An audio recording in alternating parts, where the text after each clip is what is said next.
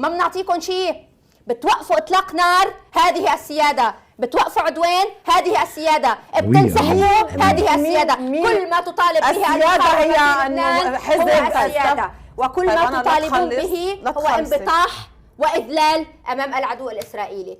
أنتم من جئتم بالانبطاح والإذلال لطائفي بأن وابوها لم تتدخلوا. يا ريت العدو الإسرائيلي فات عملكم قتل وخلصنا منكم. تفضل. عملنا لا هالقد كثير عيب. لا عيب نوصل لهيدي اللغة. أنا عن جد عيب يعني. عيب. لا أنا ما رح روح على على محل قول مين اللي أكل قتل ومين ما أكل قتل. كل الوقت لو لم أكلوا قتلة. شوفي المصطلحات. هذه المقاومة حمت الشعب اللبناني بدمه وبأجسادها وبشهدائها. هذا الحزب المسلح فتح حرب ببلدي. هذا الحزب المسلح. السلام عليكم شباب. بسم الله الرحمن الرحيم. الحمد لله رب العالمين الرحمن الرحيم على نعمة تحرير سوريا من هيدي الطانت اللي طلعت هلا. هي طرابلسية اسمها إيناس كريمة. هيدي من جماعة نجيب ميقاتي. نجيب ميقاتي اللي كانوا معينينه حزب الشيطان الإيراني رئيس حكومة. هي من جماعته. هيدي بتدافع عن حزب الشيطان الإيراني بالطالع وبالنازل. هلا أنتوا سمعتوا شو قالت عم يدافعوا عن لبنان. قال حزب الشيطان الإيراني ما يسمى بحزب الله، قال عم بيدافع عن لبنان. أول شيء أنا بدي رد على قصة هاي إنه يدافع عن لبنان. سنة 2000 لما انسحب الجيش الإسرائيلي من جنوب لبنان نسبوا الانتصار لألون هن، وهو بالحقيقة بيل كلينتون أجبروا لإيهود باراك، وإيهود باراك كان عنده خاطر إنه ينسحب من جنوب لبنان. ليش؟ لأنه اعتبر إنه هيدي منطقة أمنية ما بتستاهل إنه نكون موجودين فيها. يعني اللي كانوا موجودين اللي هن ما يسمى بحزب الله ما بيستاهل إنه يكون موجود كرمالهم ويدفع مصاري ويصرف. والله هيدي هي الحقيقة. حمل حاله وانسحب. اجوا حزب الشيطان الإيراني نسب الانتصار لألو، صار قال في عيد تحرير ب25 أيار من 2000 لل2006. صارت هيدي الحرب. وحسن نترات الأمونيوم طلع وقال هو بعظمة لسانه لو كنت عارف بده يصير هيك ما كنت فت بحرب. يعني هيدي الحرب الوحيدة من 2000 لل2006 اللي عملوها هيدا اللي بتسميهم هي مقاومة. حسن نترات الأمونيوم رئيسهم زعيمهم قال لو كنت بعرف هيك بده يصير ويتدمر ونتدمر دمار أنا ما كنت فت بالحرب. يعني هني بالأساس العقيدة تبعتهم منها مقاومة. العقيدة تبعتهم انه يعملوا ميليشيات بالبلدان العربية ويسيطروا على أنظمة على الحكم. هيدي هي شغلتهم. بلبنان هيك عملوا. بسوريا كان الرئيس الصعلوك تابع لهم بدون ما يعملوا ميليشيات إرهابية، مع انه رجعوا عملوا هني ميليشيات إرهابية او فضل عباس وزينبيون ما بعرف شو. وباليمن نفس الشيء وبالعراق نفس الشيء. شغلتهم بس يعملوا تنظيمات ميليشيات مسلحة إرهابية لا يسيطروا على الحكم. ضلينا من 2006. أنا عم رد على هيدي إيناس كريمة. هي طرابلسية على فكرة للأسف الشديد. هلا بقلكم ليش هي عم تدافع عن هذا الحزب الشيطاني. من 2006 لل 2019 لل 2023 24 صارت قصة هيدا غزة طوفان الأقصى. بلش يضرب عمود يردوا له الإسرائيلية كانوا مشغولين بغزة منهم فاضيين له، تركوه يضرب العمود. ما كان يضرب أكتر من عمود. حزب الشيطان الإيراني اللي هي عم تقول عنه إنه مقاومة بأجسادهم ما بأجسادهم، كان عم يضرب بس عمود.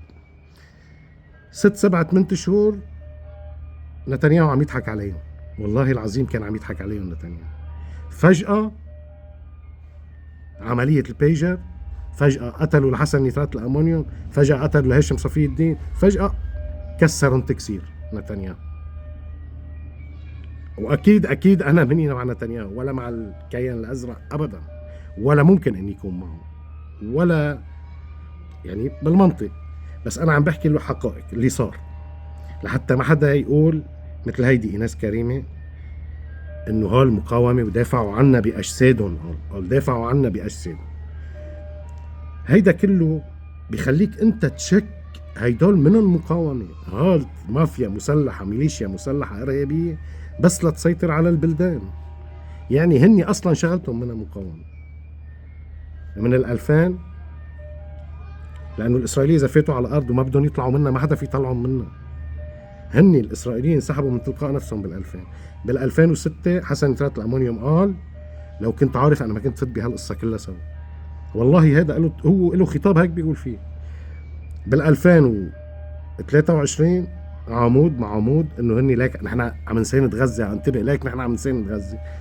طلع اخر شيء نتنياهو عم يضحك عليهم، عم يبعث لهم قمص هوكشتين على لبنان وعم بينيمهم. فجاه بلشت البيجر، قتل نصر الله، قتل هاشم صفي الدين، ما خلى حدا ما قتل، كسرهم تكسير، وهلا هني بأسوأ حالاته. هيدي عم تقول انهم مقاومه. طيب غير هيك الحزب الشيطاني الايراني كان يتاجر بالمخدرات ويبعت شحنات مخدرات للسعوديه. هيدا سياسه متبعه، يعني نظام متبعه السعوديه، هدفهم هو السعوديه بشحنات الخضره اللبنانيه، التفاح والليمون كذا. السعوديين كذا مره لقطوا الموضوع، قالوا للسلطات اللبنانيه اللي كان رئيسها ميشيل عون ابو حفوظه ونجيب ميقاتي اللي هو تابع لهم اصلا، كذا مره حذروا ما مشي الحال، ما قام وقفوا. هلا المزارعين اللبنانيين بكبوا بضاعتهم على البحر بسبب حزب الشيطان الايراني اللي هي هيدي ايناس كريمه عم تدافع عنه. هي طرابلسيه. بطلنا بقدر نصدق. اتحالف مع الفساد، يعني الحزب الشيطاني هذا بسلاحه يحمي الفاسدين مثل جبران باسيل وسليمان فرنجيه ونجيب ميقاتي وهالقرطه هيدي كلها، يحميهم يخليهم يستلموا هني الحكم والمراكز بس هني يعطوه شرعيه لسلاحه.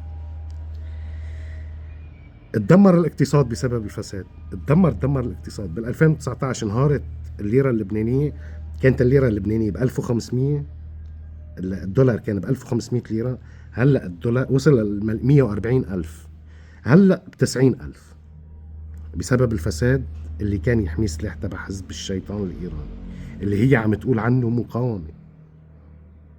هيدي ايناس كريمه عم تدافع عن هذا الحزب الشيطاني الايراني اللي دمر لبنان. قرار السلم والحرب هو اختزله كله، ما بيفوتوا بضاعة على لبنان باسمه لأله وبيدفع جمرك. نحن بندفع جمرك، هو ما بيدفع. هو وبيئته ما بيدفعوا كهرباء، هو وبيئته عنده نظام اتصالات لأله وحده خاص. يعني في عنا دولة تابعة بقلب دولة، منظمة مسلحة ميليشيا عميلة تابعة لدولة أجنبية. هيدي إيناس كريمة عم تدافع عنه. إيناس كريمة عم تدافع عن حزب شيطاني ميليشيا مسلحة تابعة لدولة أجنبية. غير هيك هذا اللي عمله بلبنان، هذا فيض من غيض من اللي عمله هذا الحزب الشيطاني الإيراني بلبنان. في صيف وخريف عام 2015 تعرض المدنيون في مدينة مضايا السورية لأبشع حصار شهدته الإنسانية في القرن الحادي والعشرين. كان ذلك الحصار نموذجا حيا للقسوة والوحشية التي تتبناها ميليشيا حزب الله، حيث حرم سكان المدينة من أدنى حقوقهم الإنسانية بمنعهم من الحصول على الغذاء والدواء، مما أدى إلى وفاة الكثيرين من الأطفال والمرضى وكبار السن. هذا الحصار كان مجرد فصل واحد من فصول الإجرام التي ارتكبتها هذه الميليشيا بحق الشعب السوري. هيدي هي الميليشيا اللي عم تدافع عنها إيناس كريمة. ما في إلا المجرم بيدافع عن مجرم، بس المجرم بيدافع عن مجرم قاتل للأطفال مدمر لوطنه. هيدي إيناس كريمة.